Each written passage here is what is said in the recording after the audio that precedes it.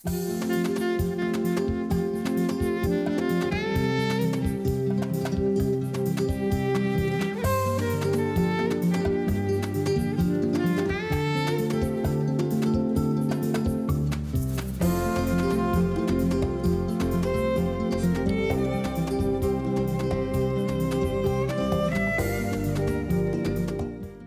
tal? ¿Cómo le va? Muy buenas noches. Como todos los viernes le doy la bienvenida aquí a nuestro estudio de Canal 11, pero hoy no voy a citar la fecha porque luego nos ponemos a pensar en la fugacidad del tiempo y nos entran las ansias y la angustia. No, hoy no vamos a hablar de eso. Mejor les voy a dar una muy buena noticia. ¿Saben qué? El próximo día 18 va a haber un concierto maravilloso en Bellas Artes. ¿Por qué digo que es maravilloso? Bueno, porque estará a cargo de dos de las grandes figuras del ambiente artístico, del ambiente musical. Desde luego estoy refiriéndome a la maestra Guadalupe Parrondo, quien está calificada o definida como la mejor pianista de México y yo creo que de todos los escenarios. La acompaña en ese concierto de Bellas Artes el día 18, no se le olvide, Rodolfo Ritter, un hombre que también está visto como una figura muy importante en los escenarios y concretamente como intérprete del piano. Es famoso por la energía de sus interpretaciones y por el conocimiento profundo del piano. Fíjese nada más, ya le di una buena noticia, ahora le voy a dar otra. Antes de irse a Bellas Artes, estas dos figuras maravillosas decidieron pasar por aquí y quedarse un rato con nosotros este viernes en el estudio. Vamos a escucharlos tocar a cuatro manos, vamos a conversar con ellos y si usted quiere, por favor, entre aquí y dígales dónde los ha visto tocar, qué ha sentido de escucharlos y cuál es la impresión que le da cuando ve a Guadalupe sentada frente a un teclado. Hoy no nada más será ella, será también el señor Ritter. Los tenemos a los dos en una primera interpretación de una obra de Bach. Le ponemos atención, escuchamos y luego conversamos. Adelante, por favor.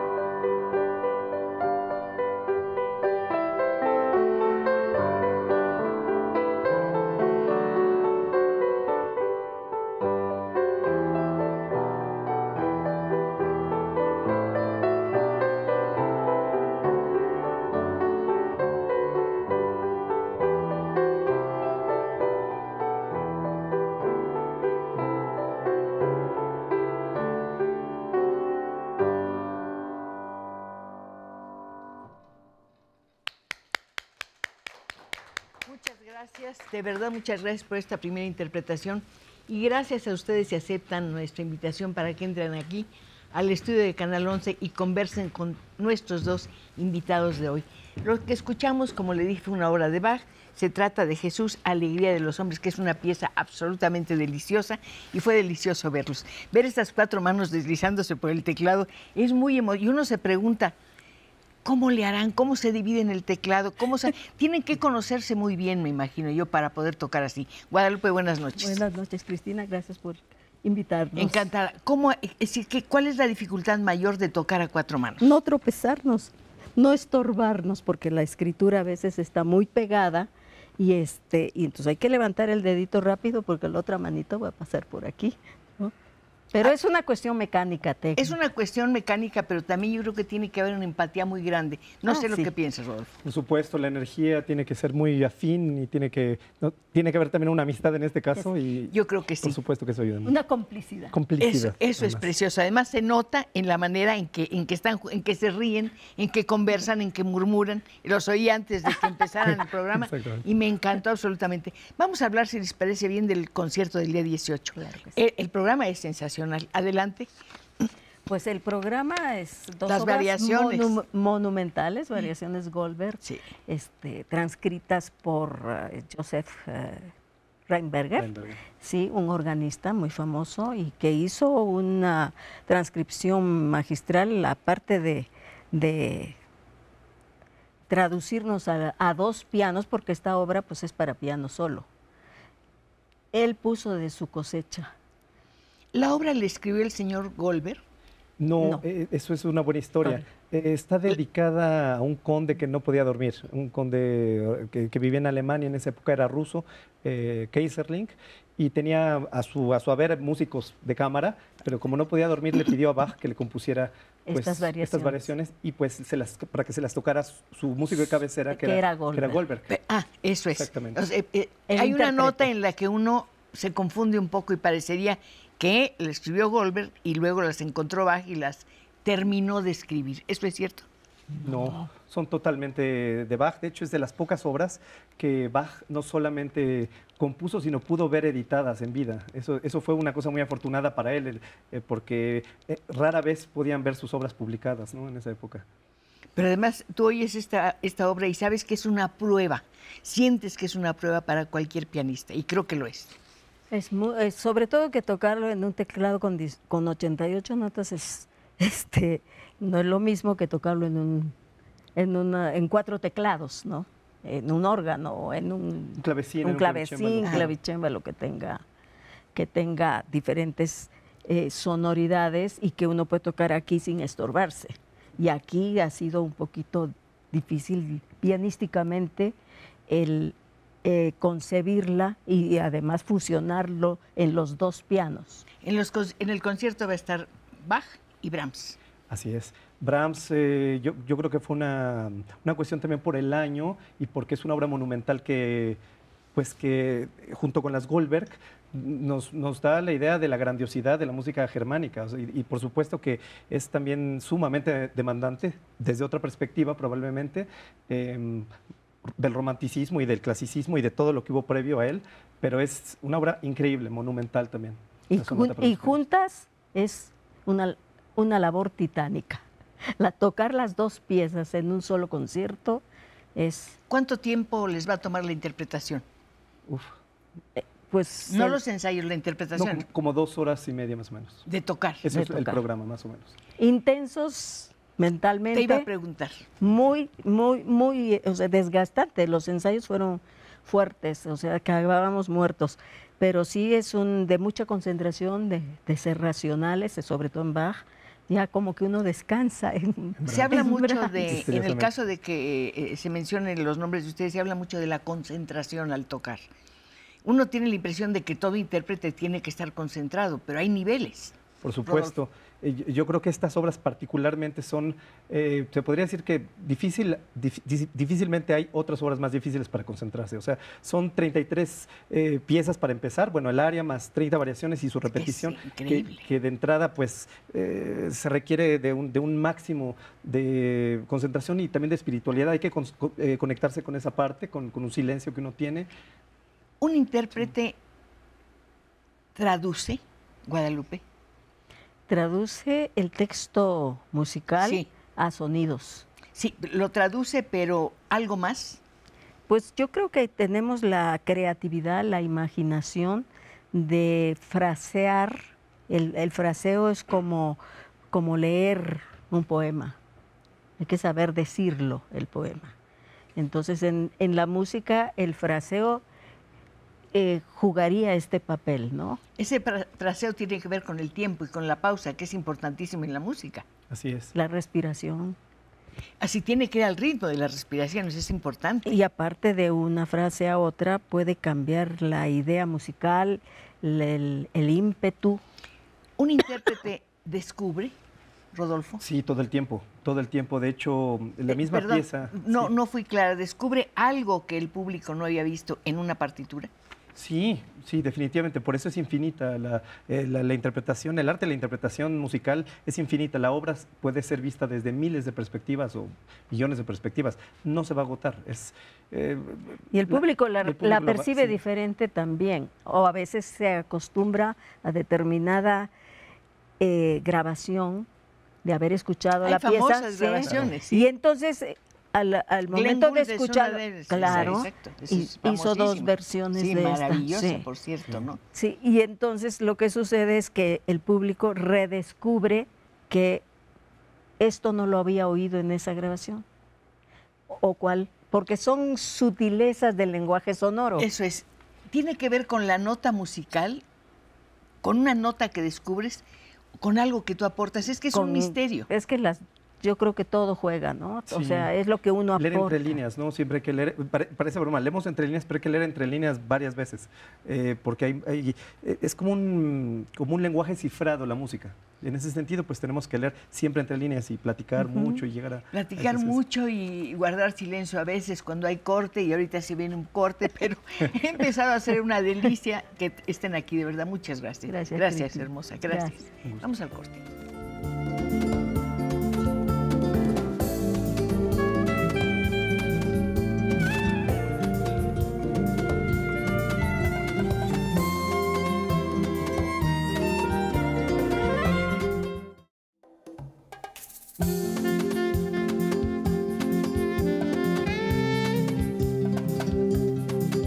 De verdad, muchas gracias por responder a la invitación de que llegaran aquí a través de nuestras líneas telefónicas. La profesora Leticia Valdespino Echauri dice: le mando una admiración muy grande a la maestra Parrondo. La conozco desde hace muchos años. Ella formó a mi sobrino Salvador y siempre he admirado su sensibilidad artística y sus sus impresionantes interpretaciones. También felicito a la señora Pacheco por sus excelentes invitados y por su programa. Muchas gracias. Emilia González Rodríguez, felicito a la señora Pacheco por sus invitados. Me gustaría que le mande un saludo a mi nieto Omar Emilio Santiago Álvarez. Tiene 8 años de edad. Desde muy pequeño le gusta la música y está escuchando el programa muy contento. Ay, Omar Emilio, ojalá que te dedicaras a la música. Tienes 8 años, puedes empezar. Nuestros amigos empezaron a los 3 años. Bueno, Guadalupe a los 3 y Rodrigo creo que a los 6 o a los 7. Ahorita vamos a aclararlo.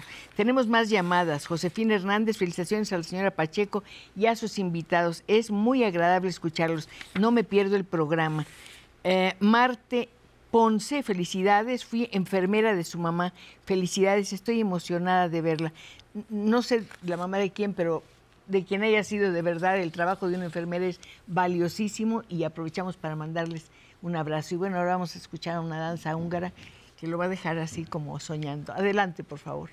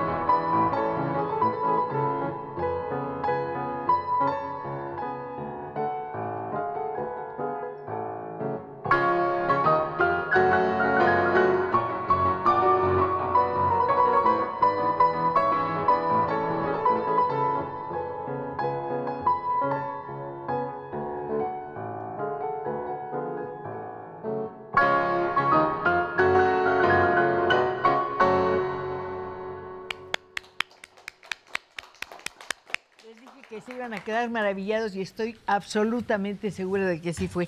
Lo que escuchamos fue una danza húngara realmente bellísima que muchos la hemos escuchado porque cuando uno empieza a estudiar danza, cuando es niña, generalmente te ponen esta danza húngara maravillosa de Brahms. Muchísimas gracias, de verdad. Hay una llamada preciosa, todas son preciosas, pero esta nos va a servir muchísimo.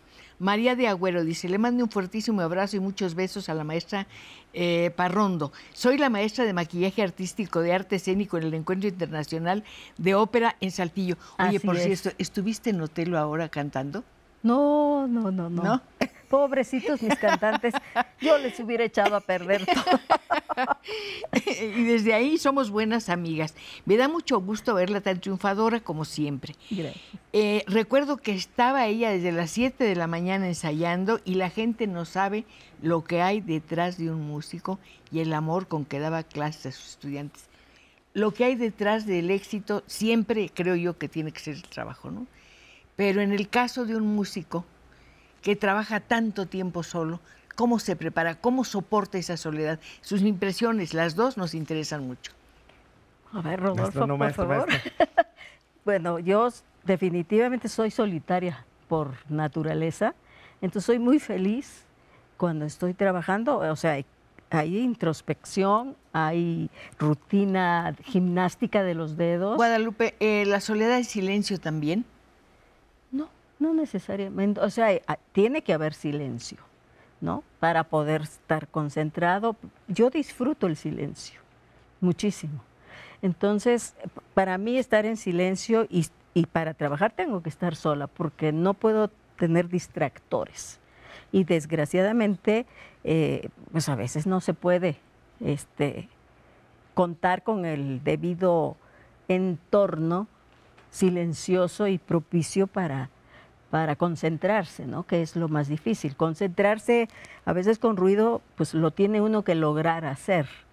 Porque si, por ejemplo, en mi caso yo vivo en un edificio y voy a oír ahí al vecino. Mis vecinos también me oyen a mí, pero... Deben ser bastante felices con eso, ¿eh? Sí. Me gustaría mucho tu impresión. Bueno, yo en mi caso, yo sí a veces valoro la compañía, a veces sí siento, hay una especie de soledad que me da momentos, no todo el tiempo, a veces sí requiero de ese silencio que la maestra hace referencia. En otros momentos yo necesito un poco de compañía, porque sí es yo creo que es un ejercicio de mucha soledad. Hacer Además, música. Rodolfo, hay una cosa. Ahora saben que si ustedes se presentan, los van a ir a escuchar muchísimas personas. Pero cuando empezaron, ¿cómo sabías quién te iba a escuchar después de haber estudiado cientos de horas un concierto? No lo sabe uno. No lo sabe uno, o sea, toma uno esta decisión, no es como una vocación y no sabe uno qué va a pasar. Es Una así. vocación y un destino. A los 3 años empiezas a acercarte al piano y a los 4 das tu primer concierto. Así es. Te imagino, niña, no sé si alcanzabas el banco, te No. colgaban los pies. Sí, o me ponían un banquito. ¿Dónde fue ese primer concierto? ¿En Perú? Eso fue en Perú, sí. Fue en Perú. Fue mi papá el que me enseñó las primeras piezas, un poco de oído y con el molde de sus manos. Eso me gustó mucho, que pusieras las manos sobre las manos de tu papá. Y sí, mi papá ponía las manos y tocaba, pues, yo qué sé, un minuto de Mozart, para Elisa, cosas que yo podía tocar, o hasta que la área de Luna de Beethoven, pero pues sin octava, obviamente. Y entonces yo ponía mis dedos sobre su mano, él accionaba y yo tocaba encima. Es una maravilla. Pensar, Un molde. estás recordando esas primeras interpretaciones y estaba yo también recordando que se decía que tienes un repertorio más o menos de 40 conciertos que dominas a la perfección. Bueno, ¿Cómo se toda la forma vida un tendré para repertorio? hacerlo, pero sí. Sí. ¿Cómo Pues, se forma un repertorio? No sé. es complicado. Mucho nace también de las invitaciones, es fortuito. O sea, a veces las orquestas requieren que uno toque piezas que uno no tiene en el repertorio. Entonces uno acepta o no acepta. Y ahí es donde. Se las aprende. Se las aprende Sí, uno, no se las aprende. hay algo que me interesa y me intriga. Leí una nota también acerca de tu trabajo que decía que te has ocupado mucho de rescatar música olvidada. Sí, sí, sí. ¿Cómo la encuentras? ¿Cómo decides? Para empezar, la mexicana, que está muy olvidada, muy dejada, Algo muy rezagada. ninguneada, rezagada. Hay mucho repertorio que nunca se toca, nunca se hace y pues... ¿No se toca se porque hace. no se conoce o porque no se le presta categoría o por Las qué? dos cosas. las dos cosas. Tanto, Oye, tanto que hizo Manuel M. Ponce por rescatar la música mexicana. Pues Rodolfo Ritter está siempre investigando qué hay y es así como él encuentra. Y vas a hacer también la primera interpretación de dos compositores que yo nunca había oído mencionar, un suizo y un ruso. Ah, claro, Paul Roy. ¿Quiénes son? Sí. Bueno, Paul Roy es un compositor que es contemporáneo a Rachmaninoff y Scriabin. Ah, yo Fue un nunca he gran oído hablar de compositor. ellos. ¿Eh? No, pues es que es justo esto lo increíble. En su época fue muy reconocido, en los años 10, 20, en Berlín, todas las filarmónicas y ¿Cómo orquestas los encontraste? lo tocaban. Es interesante. Tengo un amigo que también comparte este gusto por la música y el repertorio olvidado, y hay algunas casas disqueras en Europa que les interesa mucho rescatar esto. Y él me contactó con ellos, me pasó partituras, me pasó grabaciones, y pues a partir de ahí empecé a interesarme, porque es música excepcional que no se toca. Entonces, pues hay que hacer algo, ¿no? Ya tiene grabado uno de sus... Sí, claro. El primero, ya Sí, grabaste primero. el segundo. Y el ¿no? segundo, exactamente. Busqué material, no encontré, pero voy a seguirlo buscando, Claro no me que sí. importa. Acaba de decir Rodolfo una frase terrible, música olvidada. Es algo terrible. Es tremendo. Pero es porque no sé qué sucede con los intérpretes, porque yo creo que es la obligación de los intérpretes difundir la música mexicana. Y si no se sigue imponiendo un poco en los programas algo mexicano, pues también Sobre las Olas y Ponce se van a ir olvidando, porque las nuevas generaciones de músicos no están tan interesados en la música de repertorio de compositores mexicanos. Pero además un intérprete dice, yo me presento en un teatro tocando Mozart y todo el mundo va a ir. Pero si toco una canción escrita por un señor de Zacatecas, es un ejemplo, no estoy hablando de nadie en particular, que nadie conoce, pues ¿qué me voy a ganar? Claro. Pero es música bien escrita, es música bien hecha. Obras maestras, inclusive algunas. Es sorprendente ver cómo a veces en el repertorio hay obras que yo considero que no son tan valiosas, e inclusive algunos otros pianistas comparten mi opinión, y se tocan porque son pues taquilleras de alguna manera, y otras que no. Hablando de opinión, Guadalupe es jurado de concursos internacionales. Debe ser muy difícil calificar las obras. Muy difícil, y sobre todo es muy difícil aceptar algunas opiniones equivocadas, para mi parecer, de los demás jurados. A veces, no siempre. Aquí hay una situación muy complicada y me llamó la atención, ser justo, Guadalupe. Es lo más difícil. Además, quizás sean compositores que nunca has oído, que vas a escuchar por primera vez y tienes que tener el suficiente buen oído, y tú lo tienes, para decir, esto vale.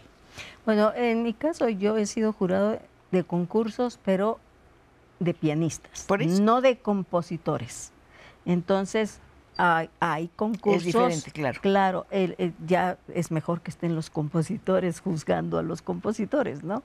Pero digo, tengo la experiencia como para no porque sea jurado, de saber si la obra está bien escrita o mal escrita, ¿no? Bien interpretada, que eso es lo importante. Y a veces una obra compuesta por alguien desconocido puede estar enaltecida con una muy buena interpretación. ¡Qué maravilla! Vamos a hacer un corte con esta interpretación, ¿qué te parece? Pues,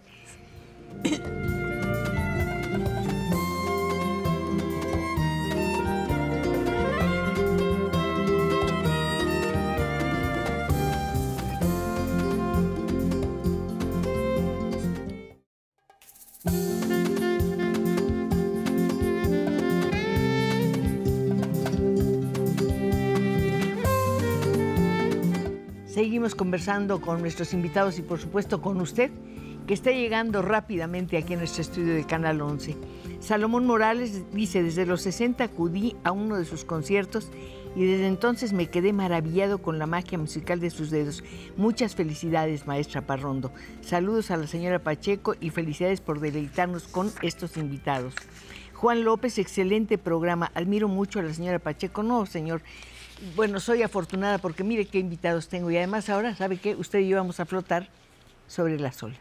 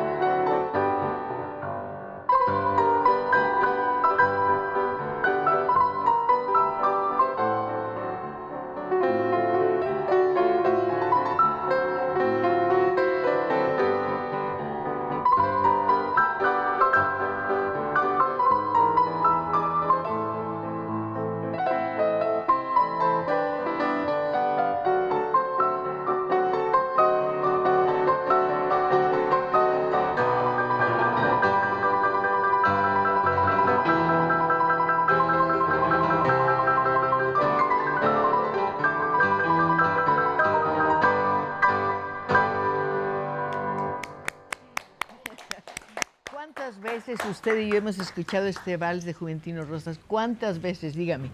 Y respóndame una pregunta. ¿Alguna vez había escuchado una interpretación tan brillante y tan bella? Pues yo no recuerdo ninguna. Sí, muchísimas gracias, de verdad. Hay algo muy importante. 3 días después de que ustedes se presentan, termina este concurso blanco y negro, que es concurso de piano. ¿Qué tan importantes son estos concursos, Guadalupe? Bueno, este es un festival Sí. en donde... Es la emisión 21, creo, ya Sí, lleva muchos años. 21, donde también participamos nosotros, pero con conciertos. No fue un concurso, sino un festival de puros pianistas, de solamente interpretaciones al piano o en 2 pianos. ¿Qué tan importante es este tipo de festivales? Bueno, es fundamental si queremos preservar la música de piano, para empezar, y hay un repertorio inmenso.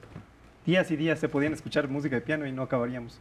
Que mucho. Hablando de repertorio, también está, yo te preguntaba hace un momento cómo se forma el repertorio. No sé si aquí el intérprete toma en cuenta las modas. Sí, sí, hay En hay la variedades. composición también, no sé si entran, forma parte, hay Sí. una corriente de Yo pronto. yo no caigo mucho en las modas. Sé que no. Yo protesto, porque hay modas que vienen bien, pero de repente Pues que no. son fatales, ¿no? Está en la composición, en la danza, en el canto, en todo, en el piano, no sé qué está allá. Pero además es algo muy superficial, porque es algo que viene de fuera, Plástico, no de dentro. ya, Eso es. desechable. Sí, hay como una tendencia, ¿no? Que Sí. es muy histriónica. La gente A eso me está más refiero. preocupada por poner caritas que por que suene como debe estar, ¿no? Creo. Como deben estar los primeros maestros, los primeros conciertos, las primeras presentaciones en Bellas Artes y el primer encuentro de ustedes. No sé si fue cuando interpretaron lo de Stravinsky, lo de la consagración de la primavera en 2013. Sí, esa fue la vez que, pues en estas ideas locas que se le ocurren a uno, pues contacté a Rodolfo, porque me parece un pianista que tiene Sí. más o menos la misma dirección energética para hacer las cosas, la pasión por hacer Si las no, no cosas bien. podrían encontrarse. No, Eso sería sí. absolutamente Sí, imposible. sí, o sea, eso es definitivamente ¿Por qué la presentación en aquella ocasión fue tan polémica? ¿Por qué el público se puso así como arisco de oír esta obra que es un poco difícil, debo decirla? Consagración de la primavera. Sí, cuando A se mí- estrenó. Cuando Sí. se estrenó. Sí. Nosotros tuvimos muchísimo éxito porque también nos acompañó Tambuco. En Claro, y aquella además es un ocasión. ensamble formidable, Sí, ¿no? pero en el estreno de Stravinsky, pues sí hubo mucha polémica, sombrerazos y de todo. ¿Cuál es la dificultad de esto? Porque tú decías, en el concierto del día 18 vamos a estar a prueba por una razón. Vamos a tener que estar cambiando de estados de ánimo a una velocidad tremenda. Es un ejercicio que debemos hacer mental, porque si se vuelve visceral, porque se tiende a arrastra, hacer, sí, se hunde uno. Entonces hay que conservar la calma y que pues ahora sí la razón gobierne nuestra pasión. ¿Qué es lo que aporta a la obra de Stravinsky, a la música, a la modernidad, si es que lo puedo decir? Así me refiero a la consagración de la Claro. primavera. Bueno, es una obra que por primera vez apela a un mundo arcaico, a un mundo primitivo, y lo acerca a nuestra cultura de una manera abierta. ¿Cómo de una expresa manera- lo primitivo? No sé. Para empezar con algo que se llama polirritmia, una polirritmia y polimétrica. Eso automáticamente tiene que ver con la danza, con lo que él buscaba, y es salvaje, es primitivo. A la gente le pareció grosero a algunos, a otros les pareció genial, y pues el tiempo le dio la razón, por supuesto. El público creo que dijo, es demasiado ruido. Sí, brutal, ¿no? Porque las disonancias, al no estar acostumbrados a las disonancias tan fuertes y a esta cantidad de ritmos encontrados, etcétera, yo creo que sí les pareció grotesco. Con frecuencia el ruido se cuela en la música, Guadalupe. Sí, una cosa es el Muy sonido frecuentemente. y otra es el Sí. ruido. ¿Cómo harías que una persona distinguiera el sonido? El sonido musical, por supuesto. Sí, pues yo creo que desde la infancia, ¿no? Desde la infancia.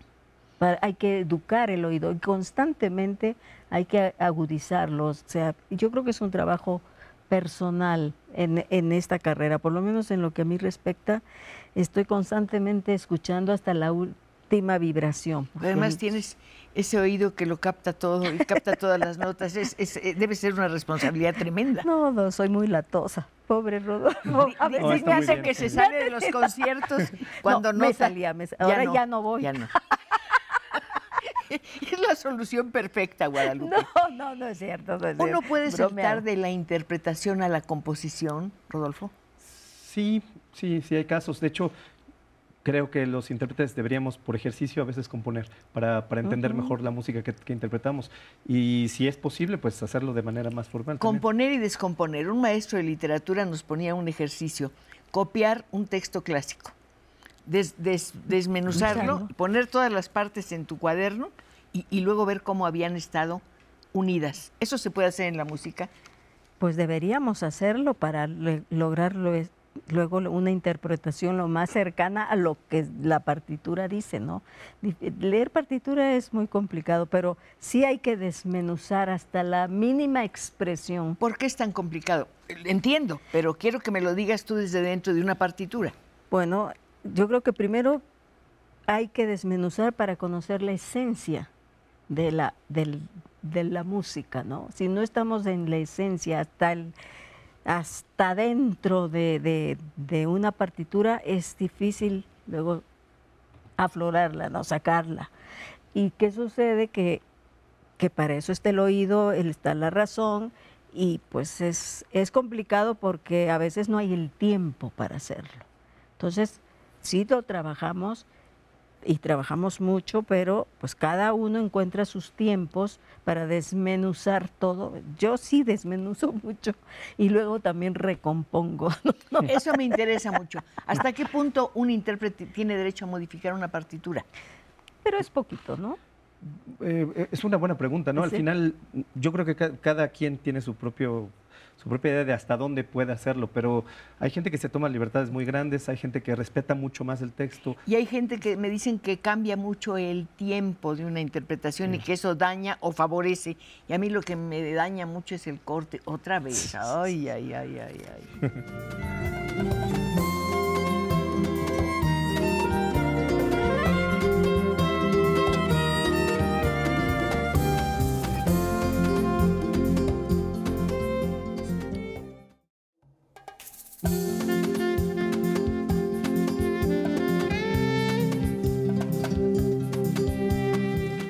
No nos va a dar tiempo de pasar todas las llamadas, pero ya saben que siempre se las entregamos a nuestros invitados. Por lo pronto doy paso a la de Rodrigo Acevedo, que dice: felicitaciones a Guadalupe Parrondo y a Rodolfo por su magistral interpretación. Tuve la oportunidad de escuchar el recital en el CENART y me pareció una grandiosa interpretación. El doctor Héctor Armando Ríos: saludos para los grandes, pero grandes y enormes invitados que nos están haciendo la noche. Es un deleite al corazón, a la mente. Ustedes enorgullecen a México. Somos 4 personas aquí y esperamos asistir a su concierto. Felicidades, señora Pacheco. Saludos desde Cholula, Puebla. Patricia Arenas: felicidades, Rodolfo. Felicidades, Guadalupe. Maravillosas interpretaciones, conmueven y liberan el alma. Muchos saludos de Patricia Arenas. Bueno, vamos a escuchar otra danza húngara, creo que es la número 1, ¿verdad? Adelante.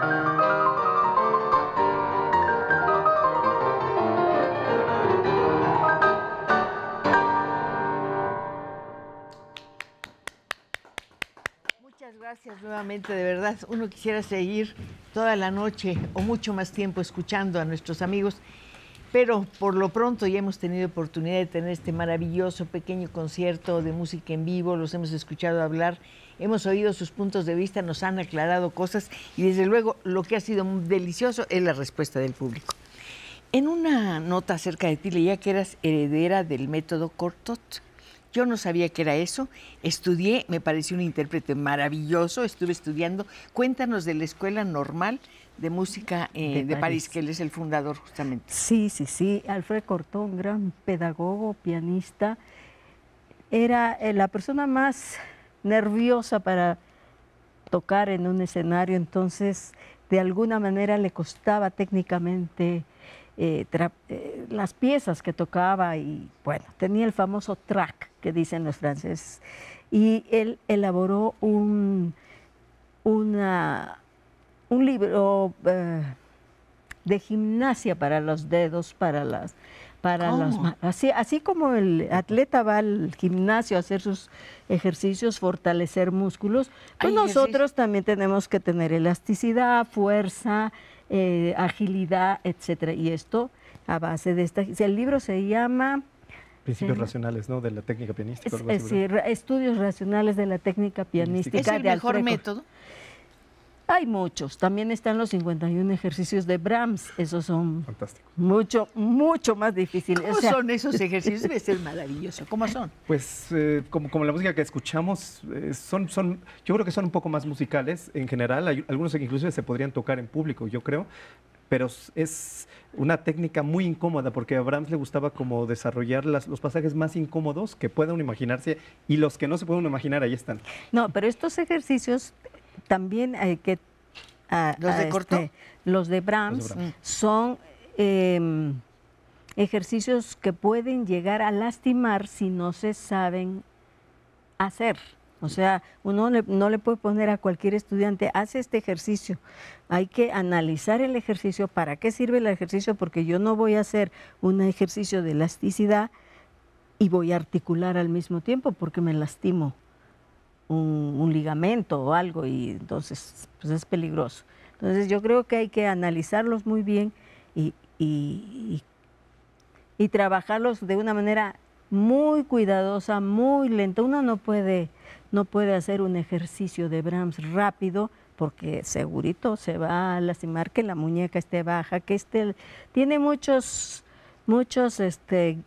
guías para tener fuerza en los dedos, independencia de los dedos, a la articulación. O sea, esto es nuestra columna y entonces él trabaja mucho esta columna, esta parte desde atrás, ¿no? Entonces sí, se manejan los dos libros, por lo menos a mí me gusta Cortot para empezar a hacer lo que pide, diferentes hay ejercicios para el puro pulgar, para que el pulgar tenga agilidad, entonces son todo un capítulo de ejercicios de pulgar. Pero entra todo el cuerpo en una interpretación, Rodolfo. Sí. La energía de los hombros se ve inmediatamente, el cuello.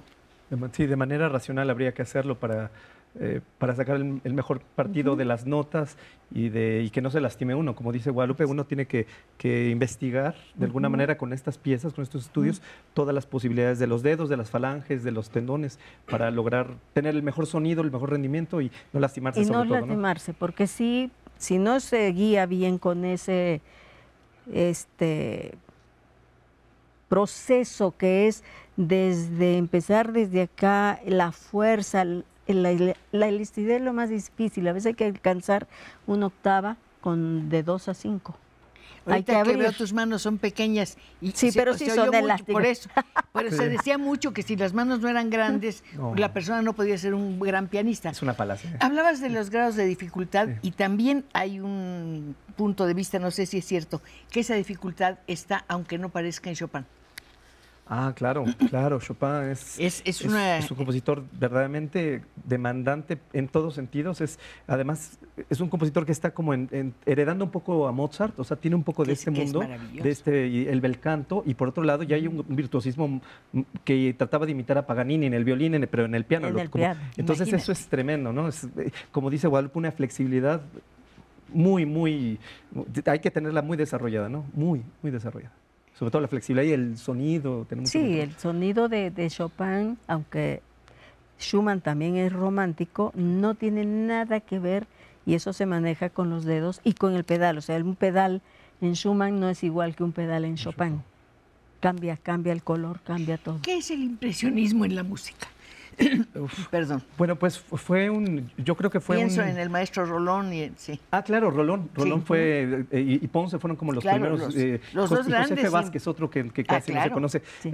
Pero bueno, fue como toda esa influencia de la música francesa que nos legó Sí, también por bueno. Don Porfirio, Y ¿no? la pintura también, yo creo Sí, que, claro. por supuesto. Claro, ¿no? y llegó pues esa necesidad de querer estar ya como todos esos avances, yo le digo avances que en realidad no se sabe, pero eso que pasaba en Europa se buscó aquí en México hacerlo, y pues un país con esta riqueza, con estos paisajes, pues era ideal para. Pero para ahora hacer que todo hablaban esto, de ¿no? Manuel M. Ponce, creo que él también pugnó mucho porque se hiciera un muy buen método para que las personas estudiaran música.